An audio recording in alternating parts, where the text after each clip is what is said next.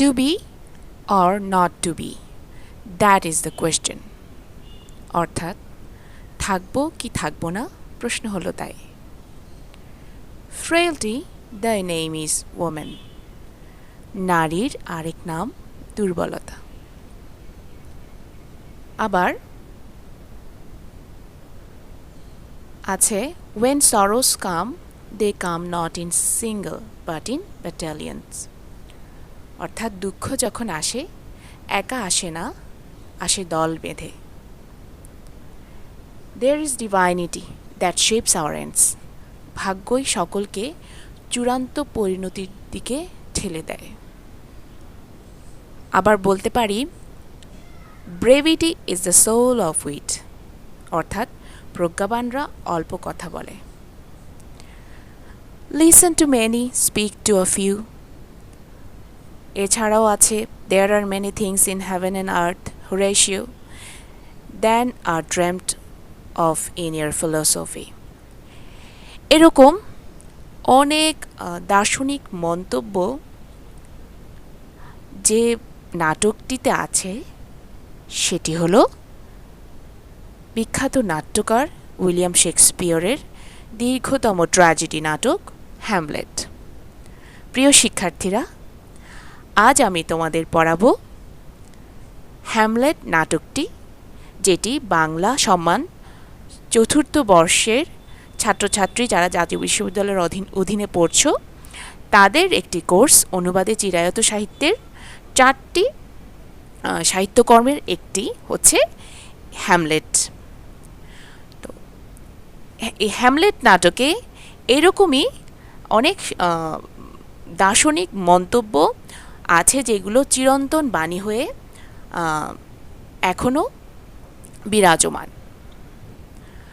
আজ আমি তোমাদের হ্যামলেট নাটকটি সম্পর্কে তোমাদের সাথে আলোচনা করব। মূল নাটকে যাওয়ার আগে নাট্যকার সম্পর্কে আমরা জানব। মূল নাটকটি সম্পর্কে আলোচনা করার আগে নাট্যকার সম্পর্কে তোমাদের সাথে আলোচনা করব, নাটকের পটভূমি সম্পর্কে আলোচনা করব এবং মূল নাটক সম্পর্কে আজকে আমি আলোচনা করব। উইলিয়াম শেক্সপিয়র রচিত সর্ববৃহৎ ট্র্যাজেডি নাটক হল হ্যামলেট। এটিকে দ্য ট্র্যাজেডি অফ হ্যামলেট বলা হয়। ডেনমার্ক সাম্রাজ্যের পটভূমিতে রচিত হ্যামলেট শেক্সপিয়রের সবচেয়ে দীর্ঘ ট্র্যাজেডি নাটক। এর রচনাকাল 1602 খ্রিস্টাব্দ। হ্যামলেট ইংরেজি সাহিত্যের একটি অন্যতম প্রভাব বিস্তারকারী ও চিরাচরিত কাহিনী, যা অন্যান্য লেখকেরা পরবর্তীতে তাদের নিজেদের লেখনীতে ধারণ করেছেন। শেক্সপিয়রের জীবনে হ্যামলেট ছিল সবচেয়ে সফল ও জনপ্রিয় ট্র্যাজেডি নাটক। শেক্সপিয়র এই নাটকটিতে অপর এক বিখ্যাত এলিজাবেথীয় নাট্যকার টমাস কিডের বিখ্যাত নাটক দ্য স্প্যানিশ ট্র্যাজেডিকে কম বেশি অনুসরণ করেছেন। বলা বাহুল্য, টমাস কিড সেই সময় এক নতুন ঘরানার নাটকের সূচনা করেছিলেন, যাকে রিভেঞ্জ ট্র্যাজেডি বলা হয়। এই ধরনের নাটকের মূল বিষয়বস্তু হল প্রতিশোধ, যা আমরা হ্যামলেটে দেখতে পাই। শিক্ষার্থীরা, হ্যামলেটের রচয়িতা উইলিয়াম শেক্সপিয়র। এই নাটকটি আমরা নাট্যকার সম্পর্কে জেনে নেই। উইলিয়াম শেক্সপিয়র ছিলেন একজন ইংরেজ কবি ও নাট্যকার। তাকে ইংরেজি ভাষার সর্বশ্রেষ্ঠ সাহিত্যিক এবং বিশ্বের একজন অগ্রণী নাট্যকার মনে করা হয়। উইলিয়াম শেক্সপিয়রের জন্ম 26 এপ্রিল 1564 সাল খ্রিস্টাব্দ, মৃত্যু 23 এপ্রিল 1616 খ্রিস্টাব্দে। তিনি ছিলেন একজন ইংরেজ কবি ও নাট্যকার। তাকে ইংল্যান্ডের জাতীয় কবি এবং বার্ড অফ অ্যাভন বা অ্যাভনের চারণ কবি নামেও অভিহিত করা হয়ে থাকে। তার যে রচনাগুলি পাওয়া গিয়েছে তার মধ্যে রয়েছে 38টি নাটক, 154টি সনেট, 2টি দীর্ঘ আখ্যান কবিতা এবং আরও কয়েকটি কবিতা। কয়েকটি লেখা শেক্সপিয়র অন্যান্য লেখকদের সঙ্গে যৌথভাবেও লিখেছিলেন। তার নাটক প্রতিটি প্রধান ভাষায় অনুদিত হয়েছে এবং অপর যে কোনো নাট্যকারের রচনার তুলনায় অধিকবার মঞ্চস্থ হয়েছে। ট্র্যাজেডি কি? হ্যামলেট কি ট্র্যাজেডি নাটক? যেহেতু হ্যামলেটের সাথে ট্র্যাজেডি শব্দটি ওতপ্রোতভাবে জড়িত, তাহলে শিক্ষার্থী তোমাদের আগে জানতে হবে ট্র্যাজেডি কি। ট্র্যাজেডি বিশ্ব নাট্য সাহিত্যের একটি বিশেষ নাট্য আঙ্গিক। গ্রিক নাট্য সাহিত্য থেকে ইংরেজিতে শেক্সপিয়রের রচনায় এই নাট্য আঙ্গিকের নানা রূপান্তর হয়েছে। ট্র্যাজেডি মূলত বিয়োগান্ত নাটক, যার পরিণতি পাঠক হৃদয়কে সিক্ত করে, হৃদয়কে রক্তাক্ত করে। এমন পরিণতি যে নাটকে, সেটি হলো ট্র্যাজেডি নাটক। আমরা হ্যামলেট নাটকটি যখন পড়ব, তোমরা যখন জানবে হ্যামলেট নাটক সম্পর্কে, তখন এমন একটি পরিণতি আমরা দেখতে পাব, বিয়োগান্ত, যে পরিণতি পাঠকের হৃদয়কে এবং নাটক যেহেতু দৃশ্যকাব্য, এটি মঞ্চস্থ না হওয়া পর্যন্ত নাটক পূর্ণাঙ্গ হয় না। সুতরাং নাটকটি দেখার পরে বা পড়ার পর পাঠক ও দর্শক হৃদয়ে যে হৃদয় সিক্ত হয়, হৃদয়ে রক্তক্ষরণ হয়, তাই আমরা বলতে পারি হ্যামলেট একটি ট্র্যাজেডি নাটক। ট্র্যাজেডি দু ধরনের, একটি হচ্ছে গ্রিক ট্র্যাজেডি আর একটি হলো শেক্সপিয়রীয় ট্র্যাজেডি। আমি আগেও অনুবাদে চিরায়ত সাহিত্যের প্রথম ক্লাসটিতেও আমি বলেছিলাম ট্র্যাজেডি সম্পর্কে। গ্রিক ট্র্যাজেডি মূলত ভাগ্য নির্ধারিত ট্র্যাজেডি, যা আগে থেকে নির্ধারণ করা হয়, পরিণতি সম্পর্কে আগে থেকে নির্ধারণ করা হয়, একটি করুণ পরিণতি, সেটি হলো গ্রিক ট্র্যাজেডি। আর শেক্সপিয়রীয় ট্র্যাজেডি ভাগ্য নির্ধারিত নয়, চরিত্রের কোনো বড় ভুল থেকে উদ্গত অথবা ভাগ্য নির্ধারিত কোনো কারণে এই ট্র্যাজেডি সম্পন্ন হয় না। এটি হচ্ছে চরিত্রের কোনো একটা বড় চরিত্রের কোনো ভুল বা একটি করুণ পরিণতির কারণে এই ট্র্যাজেডি মূলত ট্র্যাজেডি হয়ে থাকে। নাটক পড়ার আগে আমরা চরিত্রগুলো সম্পর্কে একটু জেনে নিই। যে মূল চরিত্রগুলো হচ্ছে, প্রধান চরিত্র হচ্ছে যুবরাজ হ্যামলেট। তিনি ডেনমার্কের সাবেক রাজার পুত্র এবং বর্তমান রাজার ভাতিজা, অর্থাৎ ডেনমার্কের মৃত যে রাজা তারই পুত্র, এবং ওই রাজার মৃত্যুর পর তার ভাই রাজা হয়েছে, সে হলো হ্যামলেটের চাচা। রাজা ক্লডিয়াস একটি চরিত্র, এটি ডেনমার্কের রাজা এবং হ্যামলেটের কাকা বা চাচা।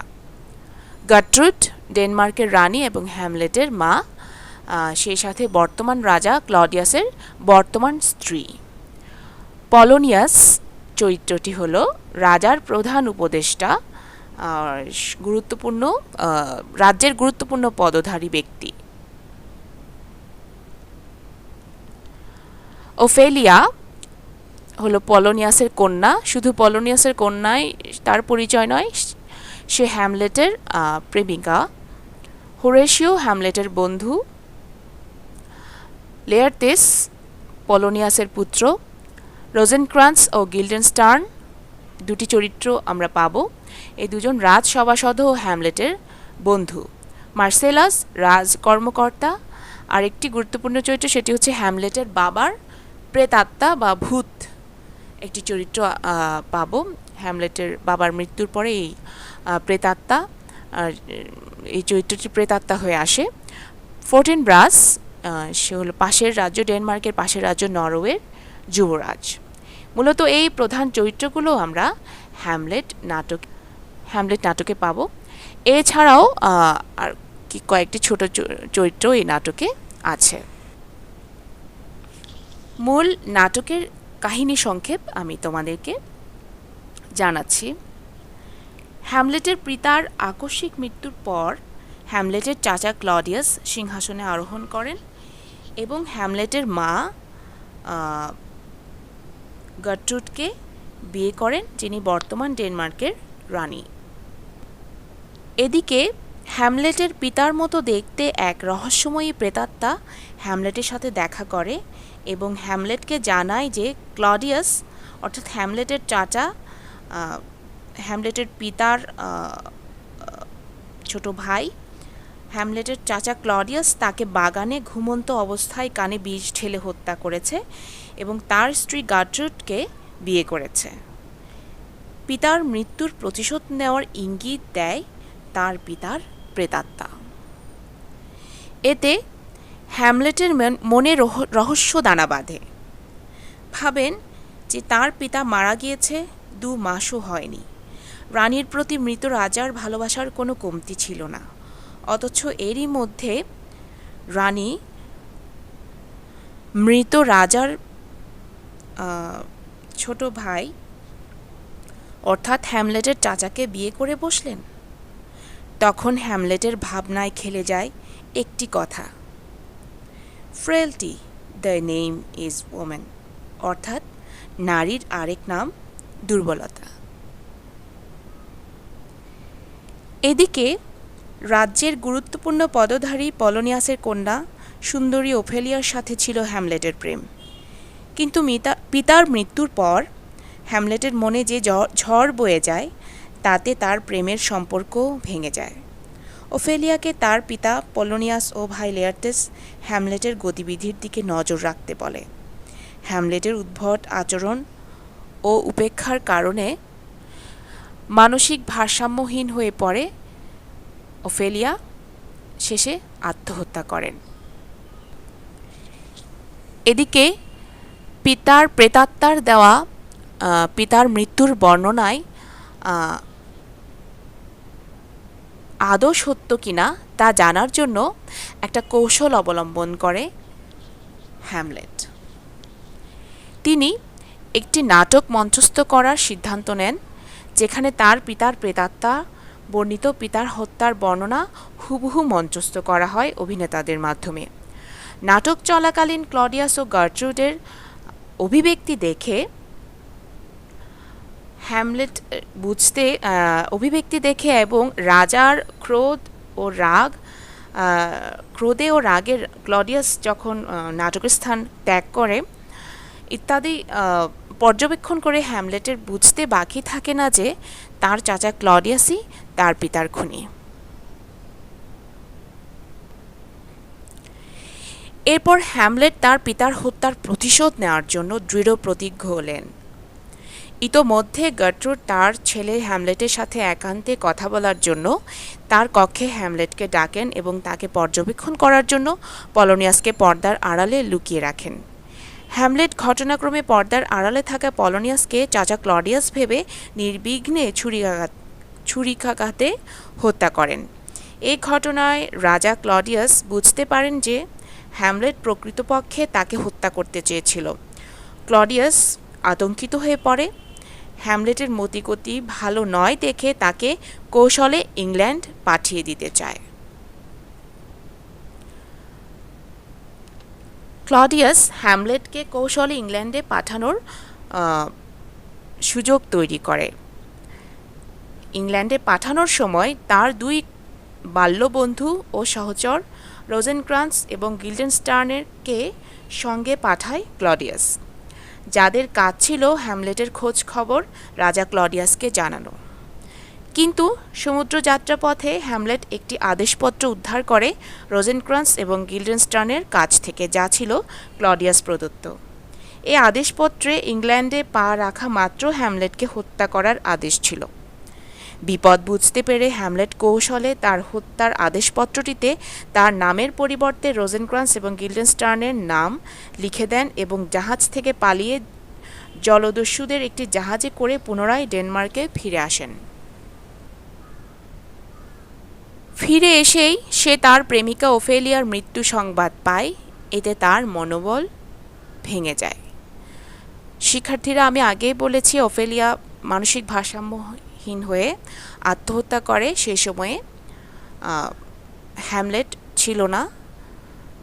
হ্যামলেট ইংল্যান্ডগামী জাহাজ থেকে ফিরে ডেনমার্কে যখন ফিরে আসে তখন তার প্রেমিকার মৃত্যু সংবাদ সে বিভিন্ন নাটকীয়তার মাধ্যমে পায়। সে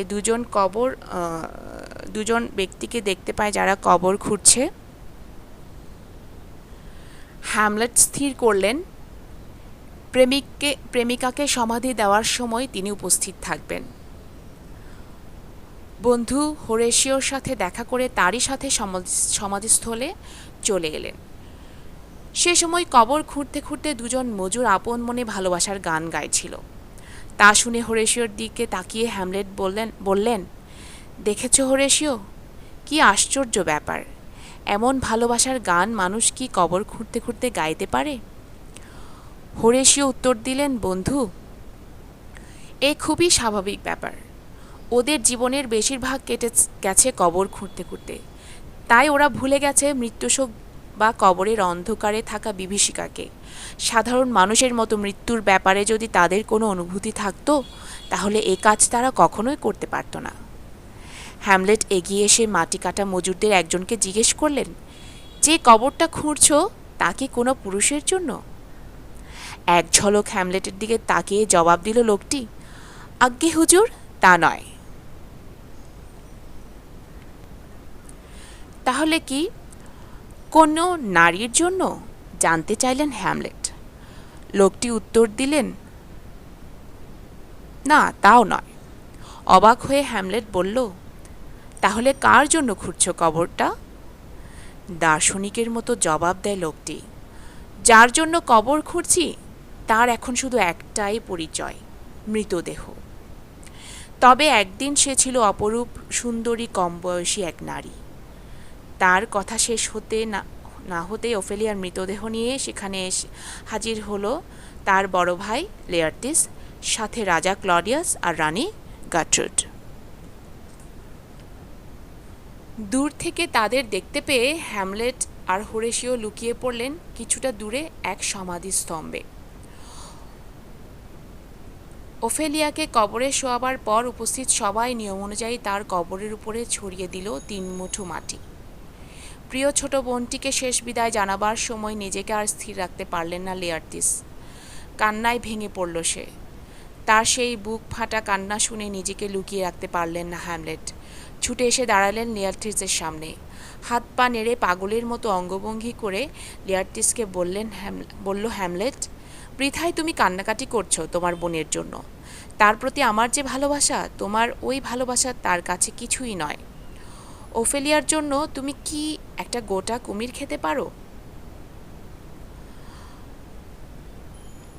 না, তুমি পারো না, কিন্তু আমি পারি। তুমি কি কবরের ভেতর তার পাশে শুয়ে থাকতে পারবে? না, তুমি পারবে না, কিন্তু আমি পারি। চরম শোকের এই চরম মুহূর্তে হ্যামলেটের এরূপ ব্যবহারে প্রচণ্ড উত্তেজিত হয় লেয়ার্টিস তার পিতা পলোনিয়াসের হত্যার প্রতিশোধ নেওয়ার জন্যে সে দেশে ফিরে আসে। তার এই প্রতিশোধ প্রবণতার সুযোগ নেয় রাজা ক্লডিয়াস, যার উদ্দেশ্য হ্যামলেটকে হত্যা করা। কবরস্থানে হ্যামলেটের এরূপ ব্যবহারে প্রচণ্ড উত্তেজিত হয়ে লেয়ার্টিস খাপ থেকে তলোয়ার বের করে ছুটে গেল হ্যামলেটের দিকে। সাথে সাথে তার হাত ধরে টেনে তাকে শান্ত করলো রাজা ক্লডিয়াস। তিনি লেয়ার্টিসের কানের কাছে মুখ নিয়ে বলল, আহ লেয়ার্টিস, কি করছো তুমি? জানি তো ওর মাথা ঠিক নেই। হ্যামলেট আর সুস্থ নয়, পুরোপুরি পাগল হয়ে গেছে। ও কি লাভ পাগলের সাথে ঝগড়া করে? রাজার সম্মান রাখতে লেয়ার্টিস তার তলোয়ার ঠুকিয়ে দিল খাপে। এবার রাজা তাকে বলল, আমার পরিকল্পনার কথা মনে করে মনকে শান্ত রাখো লেয়ার্টিস, নিজেকে সংযমে রাখো চরম সুখের মুহূর্তেও। রাজা ক্লডিয়াস একটি চক্রান্ত করে হ্যামলেটকে মারার জন্য, যেখানে সে লেয়ার্টিসকে ব্যবহার করে, লেয়ার্টিসের হত্যার প্রতিশোধ যে প্রবণতা সেটিকে সে কাজে লাগাতে চায়। রাজা ক্লডিয়াস কৌশলে লেয়ার্টিস এবং হ্যামলেটের মধ্যে একটি তলোয়ার প্রতিযোগিতার আয়োজন করে। দেখতে দেখতে সেই তলোয়ার প্রতিযোগিতার দিন এগিয়ে এলো। অবশ্য তার আগে হ্যামলেট সাক্ষাৎ করে লেয়ারটিসের সাথে। ওফেলিয়া সমাধিস্থলে তার আচরণের জন্য তিনি ক্ষমা চেয়েছেন লেয়ারটিসের কাছে।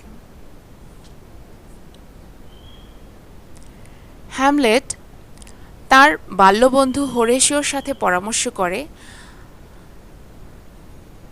যুদ্ধ প্রস্তুত করতে জানায়। সে বলে, অলস ইল হিয়ার অ্যাবাউট মাই হার্ট। সারা রাজ্যের মানুষ এসে ভেঙে পড়েছে হ্যামলেট আর লেয়ারটিসের তলোয়ারবাজি দেখতে। তারই মাঝে সবার নজর এড়িয়ে তলোয়ারবাজির নিয়ম ভঙ্গ করে দুই প্রতিযোগীর জন্য এমন তলোয়ার রেখেছে যার দুদিক খুরের মতো ধারালো আর ফলাটাও ছুচালো। রাজা ক্লডিয়াস তার পরিকল্পনাকে বাস্তব রূপ দিতে লেয়ারটিসের তলোয়ারের দুধারে ও ফলায় তীব্র বিষ মাখিয়ে রেখেছে। সে বিষ একবার রক্তে মিশলে মৃত্যু নিশ্চিত। এর পাশাপাশি সে হ্যামলেটের জন্য তৈরি করে রেখেছে বিষ মেশানো শরবত। লড়াই করতে করতে হ্যামলেট যখন ক্লান্ত হয়ে পড়বে তখন সেই বিষ মেশানো শরবত যাতে তার হাতে তুলে দেওয়া যায় সে ব্যবস্থাও সে করে রেখেছে, যাতে কোনোভাবেই হ্যামলেটের মৃত্যু ফসকে না যায়। রাজা ক্লডিয়াস মঞ্চের উপর বসে আছে তার নির্দিষ্ট আসনে, আর রানী গার্ট্রুড বসেছে তার পাশে। পদমর্যাদা অনুসারে মন্ত্রী পরিষদ আর সেনাপতিরা বসেছে তাদের পাশে। রাজ্যের মানুষ ভিড় করে দাঁড়িয়েছে মঞ্চের সামনে আর অন্যদিকে।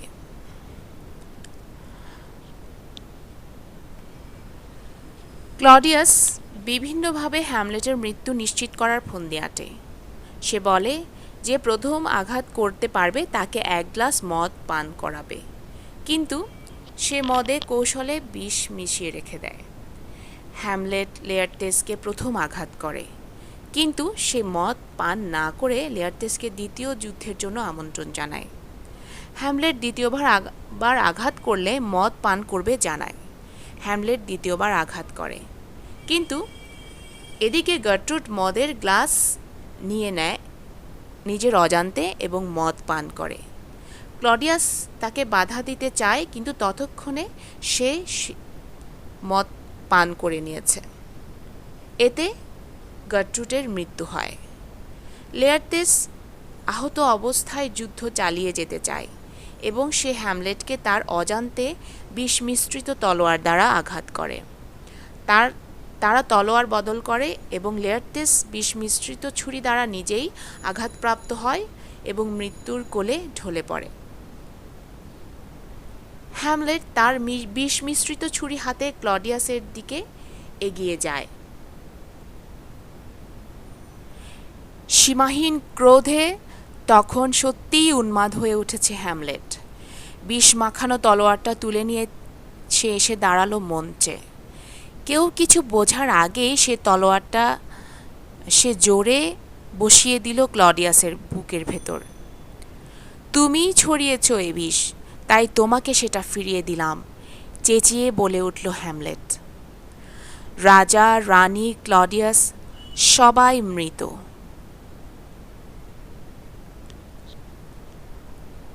যে অন্যায়ের প্রতিবিধান চেয়েছিল তার বাবার প্রেতমূর্তি, সেটাই করেছে হ্যামলেট। কিন্তু এবার তার মাথা ঘুরতে শুরু করেছে, টলছে তার পা। হ্যামলেট বুঝতে পারল তার মৃত্যু নিকটেই। কিছুক্ষণ বাদেই সে মাটিতে ঢলে পড়ল। সাথে সাথেই ছুটে এলো তার পুরনো বন্ধু হোরেশিও। হ্যামলেটের মাথাটা তুলে নিজের কোলে নিল। শেষ নিঃশ্বাস ত্যাগ করার আগে কোনো মতে মুখ তুলে বলল, হ্যামলেট, সবাইকে ডেনমার্কের হতভাগ্য যুবরাজের কাহিনী শোনাবার জন্য একমাত্র তুমিই বেঁচে রইলে হোরেশিও। এইভাবে হ্যামলেট তার মৃত্যুর পর তার এই ট্র্যাজেডি সবাইকে জানাতে বলল হোরেশিওকে। ফোর্টিনব্রাস, যে পাশের রাজ্য নরওয়ের যুবরাজ, সে রাজ্য জয় করে, ডেনমার্ক রাজ্য জয় করে এবং একজন সৈনিকের মতো সম্মান দিয়ে হ্যামলেটকে সমাহিত করে। এভাবে হ্যামলেটের ট্র্যাজিক পরিণতি বা করুণ পরিণতির মধ্য দিয়ে হ্যামলেট নাটকটির সমাপ্ত হয়। সমাপ্তির সাথে সাথে পাঠক ও দর্শক হৃদয় অশ্রুসিক্ত হয়। হতভাগ্য হ্যামলেটের পরিণতি সকলের হৃদয়ে রক্তক্ষরণ সৃষ্টি করে। এটি হ্যামলেট নাটকের মূল সার্থকতা। শিক্ষার্থীরা, তোমরা এই নাটকটি পূর্ণ নাটকটি তোমরা নিজেরাও পড়বে। আশা করি এই ক্লাসটি করার মাধ্যমে তোমাদের এই নাটক সম্পর্কে সম্যক ধারণা হয়েছে, এবং তোমাদের কোনো মন্তব্য বা কিছু জিজ্ঞাসা থাকলে কমেন্ট বক্সে আমাকে জিজ্ঞাসা করবে। আগামী ক্লাসে আবারও যুক্ত হবার আমন্ত্রণ জানিয়ে আজকের ক্লাসে আমি এখানেই শেষ করছি। ধন্যবাদ সবাইকে।